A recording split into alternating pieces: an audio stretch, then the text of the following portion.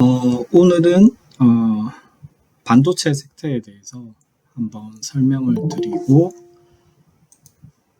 관련해서 괜찮은 기업 2개 회사 정도 소개해드리고 그 다음에 AI 회사 2개 정도 소개해드리도록 하겠습니다.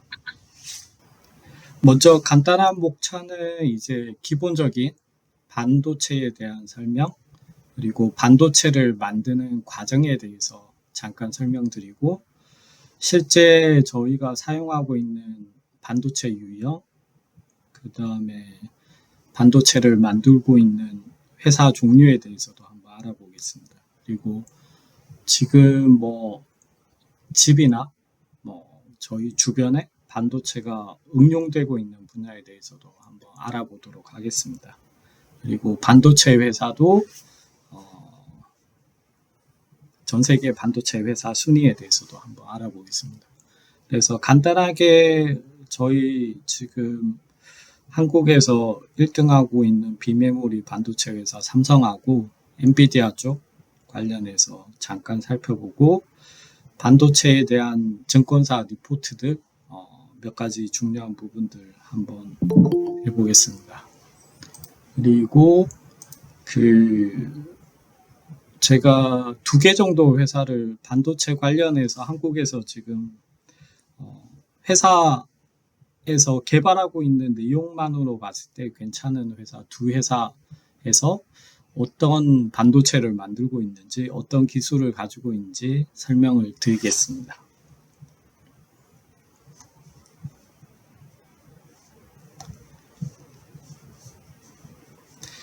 아마 전체 화면으로 하시는 게 클릭을 하시면 될 겁니다. 그러면 아마 발표 화면이 전체 화면으로 돌아갈 겁니다. 니키님. 챗 GPT에 이제 반도체에 대해서 한번 물어봤죠. 그래서 처음에 이제 말 그대로 반만 도체라는 이야기인데, 도체에 대해서 처음에 물어봤습니다. 그래서 도체란 건 아시는 것처럼 전기가 잘 통하는 물질. 그래서 저희가 금속이나 유기물질 이런 것들이 도체에 해당됩니다. 그래서 도체의 반대, 그래서 부도체 혹은 절연체라고 보시면 됩니다. 전기가 잘 통하지 않는 물질. 그래서 반도체는 말 그대로 도체도 아니고 부도체도 아니고 정기적인 신호에 의해서 도체가 됐다가 부도체가 될 수 있는 그런 진짜 딱 중간에 있는 반도체라고 부품이라고 보시면 됩니다. 그래서 밑에 있는 이제 P형 반도체, N형 반도체 굉장히 많은데, 간단하게 보시면 실제로 저희 지금 사용하는 것들은 모두 이제 실리콘으로 만드는 반도체라고 보시면 됩니다. 니키님 해결하셨는지요? 그래서 삼성전자 반도체에서 이제 유튜브에 이제 반도체에 대한 정의를 올려 놓았더라고요. 그래서 말 그대로 도체하고 부도체의 가운데 있는 그런 물질을 반도체라고 보시면 됩니다. 그래서 내가 원하는 정기적인 신호를 가했을 때 도체로 동작시킬 수 있고, 어떤 때는 정기적인 신호를 안 가하면 부도체로 동작시킬 수 있는, 그렇게 보시면 됩니다. 그래서 사전적인 의미의 이제 반도체인데, 저희가 보통은 이제 반도체라고 하면 화면에 보이시는 것처럼 이제 이런 형태를 띠고 있죠. 그래서 보통 IC라는 단어 혹은 ASIC이라는 단어를 많이 들어보셨을 건데, 이런 반도체 물질을 가지고 저희가 이런 조그만한 칩 인테그레이티드 서킷이라고 해가지고 IC 칩을 만들어서 생산을 하고, 보통 이러한 IC 칩을 저희가 반도체라고 합니다. 그러면 간단하게 이 반도체를 만드는 과정에 대해서 한번 알아보겠습니다. 이게 이제 설명을 드리는 이유가 저희가 이제 투자를 하려고 하면 아무래도 반도체를 어떠한 회사들이 어떤 부분에서 만들고 있는지 그러한 부분들을 확인하기 위해서 간단하게 한번 이해하시면 될 것 같습니다. 너무 어렵게 생각하시지 말고 저희가 주변에 삼성, SK 하이닉스, 엔비디아 이런 많은 회사들 이야기를 듣고 있는데 그런 회사들은 반도체를 만드는 과정에서 어떠한 부분에 개발하고 생산하고 있는지 그러한 부분들 이해하는 데 도움이 되었으면 좋겠네요. 첫 번째는 이제 이 반도체가 아까 실리콘으로 만든다고 했는데 가장 중요한 게 아까 보여드린 IC 칩 안에 들어가 있는 그 회로 같은 부분을 만드는 원재료를 만들어야 됩니다. 그게 보통 저희가 이제 웨이퍼라고 하거든요.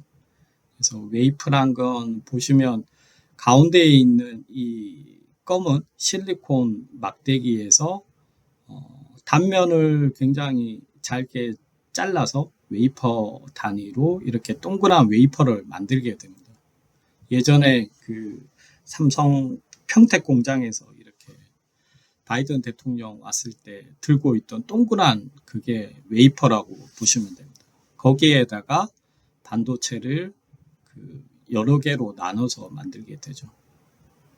그래서 반도체 이제 단면을 보시면 그림과 같이 굉장히 확대해서 이제 보여주고 있습니다. 지금 많이 생산하는 그 반도체의 그 폭을 가지고 저희가 10나노메타 이렇게 이야기하거든요. 그래서 실제적인 이 폭 자체가 몇 나노메타 공정인지를 따지게 됩니다. 그래서 보시면 굉장히 이 정기적인 신호들이 흘러가는 그 단면들이 굉장히 많죠. 이거를 이제 만들기 위해서 회로 설계 자체가 필요하게 됩니다. 그래서 가장 중요한 어떤 이런 반도체를 구현하기 위한 회로 설계 단계를 거치고 이런 반도체 단면들로 실제 구현이 된다고 보시면 됩니다. 그 다음은 아까 보여드렸던 단면을 이제 그 처음에 만들었던 웨이퍼를 가지고 중간에 이제 만드는 공정이라고 보시면 됩니다. 실리콘이란 게 거의 어떻게 보면 돌 같은 물질이라고 보시면 되는데 그걸 이제 앞에 있던 단면들로 만들려면 이걸 이제 선을 새기고 그 다음에 빈 공간을 만들고 해야 되겠죠. 그래서 이러한 과정들을 웨이퍼 가공이라고 하거든요. 그래서 보통 쓰는 방법이 빛을 가지고 그 실리콘에다가 폭을 내고 선을 그리게 됩니다. 그 과정을 보통 저희가 포토공정 이런 식으로 표현을 하고 있습니다. 그래서 아마 반도체 이런 실제적인 만드는 회사 자체가 이제 그 파운더리 회사라고 많이 들어보셨을 겁니다. 이런 반도체를 실제 만드는 회사를 저희가 보통 파운더리라고 합니다. 그래서 이 파운더리 회사들이 이런 그 반도체를 실제 제작하기 위해서 이런 포토 공정, 이러한 과정들을 거치게 됩니다. 그 다음에 이제 여기 보시는 게 이제 왼쪽 편에 보시는 그림이 아까 동그란 웨이퍼거든요. 근데 보시면 네모난 이렇게 단위로 잘라놨죠. 요게 하나의 이제 IC 칩이 되게 됩니다. 그래서 이러한 반도체 웨이퍼에다가 포토 공정 웨이퍼를 가공하는 공정을 거친 다음에 이 부분을 전체적으로 제대로 된 양산품인지 검사하는 과정을 거치게 됩니다. 그리고 실제 이제 이 부분을 하나의 IC 칩 단위로 잘라가지고 테스트하는 것도 똑같이 거치게 됩니다. 보시면 이제 아까 웨이퍼에서 자른 IC 칩 단위를 결국은 저희가 전자제품에 이제 부착하기 위해서 그 패키징 과정을 거쳐야 됩니다. 그래서 여기 보시면 인테그레이티드 서킷 칩이라고 해서 가운데에 노란색으로 된 부분이 아까 웨이퍼에서 네모난 부분입니다. 그걸 가져와서 실제 전자제품에 동작할 수 있게끔 이런 볼도 달고 그 다음에 그 리드 프레임 그런 선 같은 것도 연결해 가지고 사용하게 됩니다.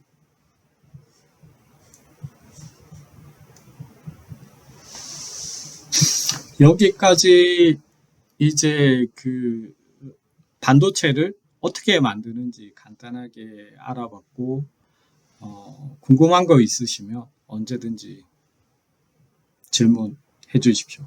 그래서 큰 범위에서 이제 반도체 만드는 과정인데 저희가 이 반도체 기업을 어떤 회사가 어떠한 영역에서 반도체를 개발하고 생산하는지를 보기 위해서 이렇게 많이 구분을 하고 있습니다. 위에 보시면 반도체에 관련되는 모든 부분을 하고 있는 종합 반도체 기업들이 있습니다. 그게 대표적인 게 삼성, SK 하이닉스, 인텔, 마이크론 이런 회사들은 본인들이 실제 웨이퍼 제조에서부터 회로 설계, 그 다음에 가공, 검사, 마지막 이제 IC 형태의 패키징 작업까지 다 하는 회사라고 보시면 됩니다. 이 반도체 웨이퍼 가공하고 패키징까지 하는 과정 자체가 굉장히 공장에 투자되는 비용이 엄청 많습니다. 그래서 삼성이나 SK 하이닉스 보면 매년 몇 조 단위로 이제 반도체 몇 세대 공장 만든다고 이제 기사에 많이 나오죠. 그래서 이런 반도체를 직접 만들기 위해서 투자 비용이 굉장히 많이 들어갑니다. 그래서 보통 이제 이런 반도체를 만드는 공정 자체를 팹이라는 단어로 사용합니다. 그래서 팹이라는 단어를 많이 들어보셨을 거예요. 그래서 팹은 패브리케이션 플랜트라고 하는 이제 약자인데 반도체를 실제 생산하는 장치를 생각하시면 됩니다. 그래서 이 팹을 가지고 있는 회사가 파운드리 회사가 되게 됩니다. 그래서 삼성 같은 경우에는 본인들이 비메모리 반도체, 그 다음에 휴대폰에 들어가는 어플리케이션 프로세스까지 다 설계하고 팹에서 직접 제작하고 본인들 핸드폰에 사용을 하죠. 그래서 종합 반도체 기업이라고 보시면 됩니다. 근데 유명한 회사 중에 이제 퀄컴이나 저희 오픈 엣지 테크놀로지 혹은 이런 회사들은 자체 이제 생산할 수 있는 그 공장을 직접 투자하기가 쉽지가 않죠. 한 몇십 조의 돈이 들어가니까. 그러니까 본인들은 이제 설계만 하는 회사들이 굉장히 많습니다. 그런 회사들을 이제 밑에 보시면 팹리스라는 단어로 많이 사용합니다. 그래서 아마 팹리스란 단어를 많이 들어보셨을 건데 반도체를 실제 본인들이 생산을 하지 않고 설계만 하는 회사들을 팹리스 회사라고 합니다. 여기에는 밑에 보시면 퀄컴, 애플, 그 다음에 엔비디아, AMD, 브로드콤 엄청 많은 회사들이 자체 설계만 하고 생산은 파운드리 회사에 맡기게 되는 거죠. 그래서 전 세계에서 가장 큰 파운드리 회사가 TSMC, 대만에 있는 TSMC, 그리고 지금은 삼성도 파운드리에 굉장히 집중을 하고 있죠. 한국에는 DB 하이텍도 이제 파운드리 회사에 속해 있습니다. TSMC나 중국에 있는 SMIC 이런 회사들이 파운드리 회사가 됩니다. 그리고 마지막 단계에 이제 그 생산 마무리하고 패키징하는 회사들이 엔코나 하나 마이크론 이런 회사들이 있습니다.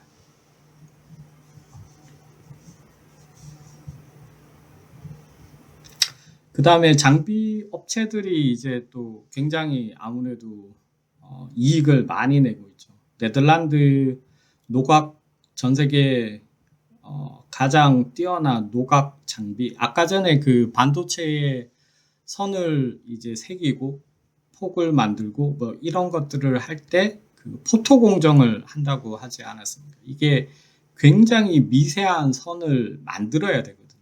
그래서 그거 자체를 이제 빛이나 이런 것들로 이제 그 실리콘 웨이퍼를 깎게 되는데 그 전 세계에서 가장 지금 선두를 달리고 있는 노각 장비 회사가 ASML이라는 네덜란드 회사입니다. 그래서 얼마 전에 작년부터 이제 미국에서 그 중국 쪽 반도체 굴기를 막기 위해서 ASML에다가 중국에다가 노각 장비 판매 중지를 실행했었죠.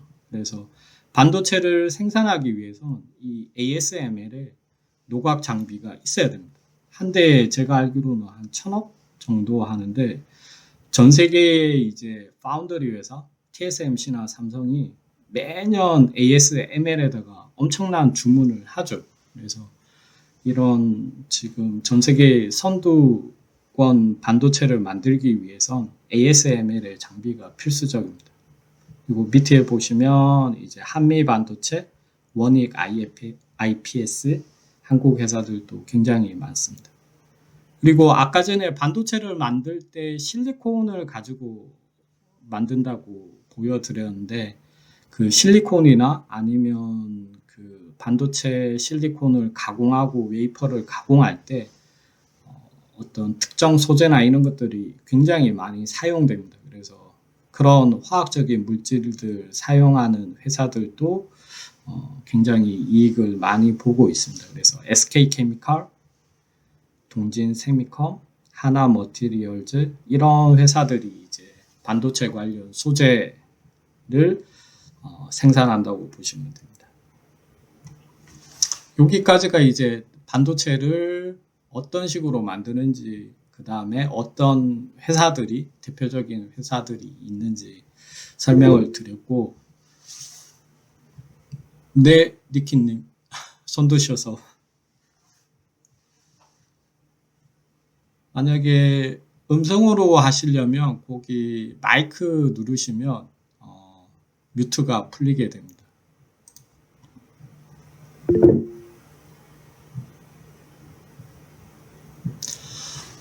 팹리스 니키님 질문해 주셨는데 그 팹리스 회사들의 수익 모델이 어떻게 되고 그 다음에 그 규모가 어떻게 지속될지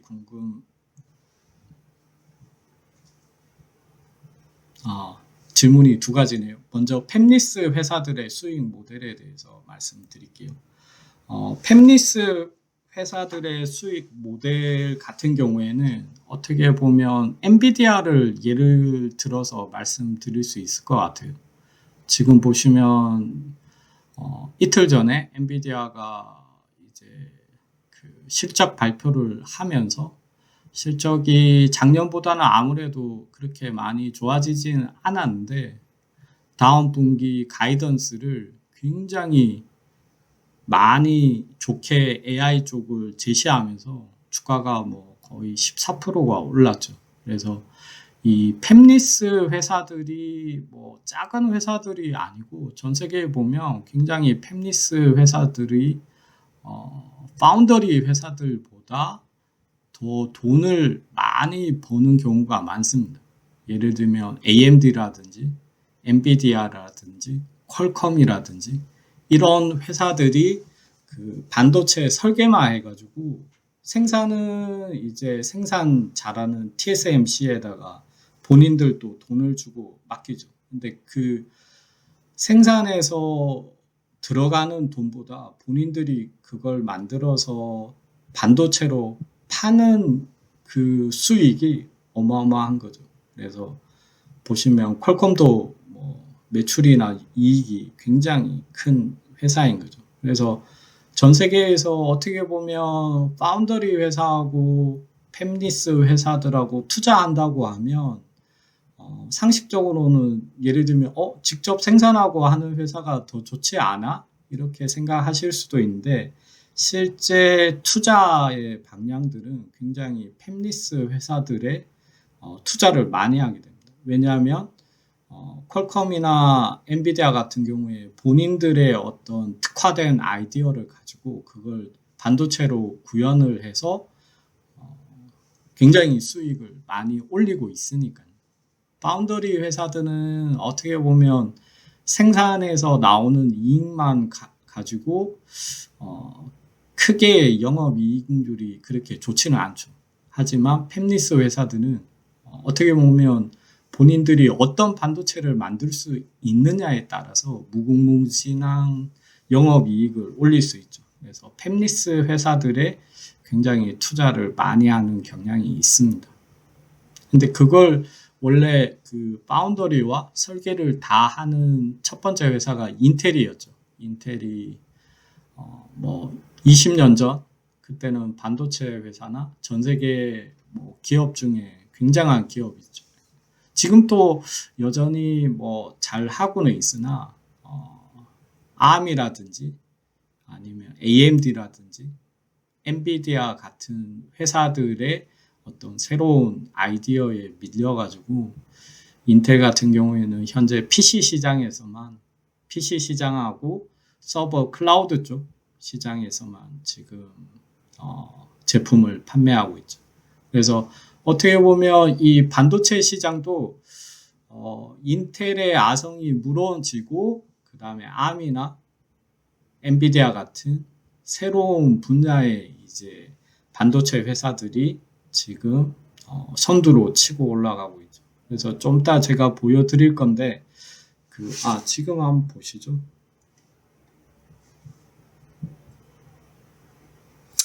이 부분은 이제 2021년 전 세계 반도체 회사 순위입니다. 이때 삼성이 1위를 한 적이 있었거든요. 그래서 보시면 이게 기본적으로 시가총액 기준으로 이제 나열한 건데 21년도에 삼성이 1등을 했었고 인텔이 2등, TSMC가 3등, SK 하이닉스가 4등.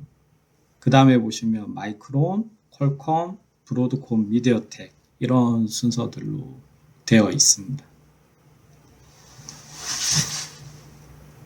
그러면 2023년은 어떠냐? 엔비디아가 1위로 올라갔죠. 그래서 지금 보시면 엔비디아가 거의 700조 시가총액으로 1등을 하고 있습니다. 그러니까 2년 전보다 회사가 어마어마하게 커진 거죠. 뭐 아시는 분들은 아시겠지만 엔비디아 같은 경우에는 예전에 그래픽 회사로 처음 시작을 했는데 그때 당시에는 그 캐나다 ATI란 회사보다 작았습니다. 근데 한 십몇 년 만에 1위로 올랐었죠. ATI는 한국 분이 이제 회사를 만들었었는데 AMD에 합쳐져서 지금 AMD에서 그래픽 쪽 담당하고 있습니다. 그래서 지금 보시면 엔비디아가 1등, TSMC가 2등, 삼성이 이제 3위로 된 거죠. 그 다음에 ASML도 아까 노각 장비 만드는 네덜란드 회사라고 했는데 굉장히 시가총액 4위로 올라왔고 브로드콤도 이제 잘 모르시지만 네트워크 장비나 서버 쪽 장비들 뭐 핸드폰이나 이런 쪽 반도체를 굉장히 많이 만들고 있습니다. 그래서 퀄컴보다 앞서 있죠. 그래서 퀄컴은 지금 7위 정도 이렇게 보시면 됩니다. 인텔은 거의 9위로 많이 내려앉았죠.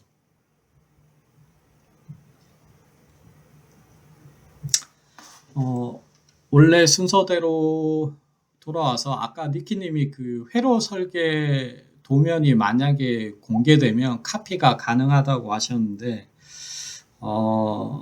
모든 소프트웨어 같은 경우에도 이제 어떤 오픈 소스를 지향하거나 혹은 그 소프트웨어 소스가 공개되어서 이제 하는 경우에 어떤 IP에 대한 그런 여러 가지가 있겠죠. 근데 반도체 같은 경우에는 그 반도체만 카피해서 만든다고 해서 이걸 제대로 생산하기나 그런 것들이 쉽지는 않습니다. 그래서 지금 엔비디아의 어떤 성공 요인을 보면 반도체도 잘 만들지만 그 AI에 관계되는 소프트웨어까지 본인들이 굉장히 잘 만들어서 전 세계 개발자들이 쉽게 사용할 수 있게끔 해주거든요. 그래서 AI 분야에 있어서도 지금 뭐 쿠다라는 플랫폼이라든지 이런 소프트웨어 플랫폼도 굉장히 잘 만들어야지만 그 반도체도 같이 잘 판매할 수 있습니다. 그래서 어떻게 보면 무한한 경쟁이죠. 소프트웨어도 마찬가지지만 아이디어도 중요하고 그걸 반도체도 잘 만들고 실제 잘 사용할 수 있는 소프트웨어까지 잘 제공해야지만 이제 할 수 있습니다.